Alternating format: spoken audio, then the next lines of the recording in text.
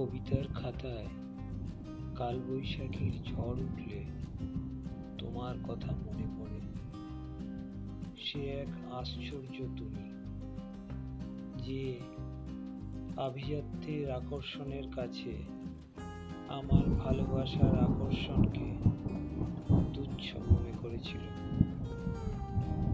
বাইরে ঝড় যখন বাউল হয়, আমি তখন কবিতার পাতা ছুঁয়ে তোমার কথা ভাবি।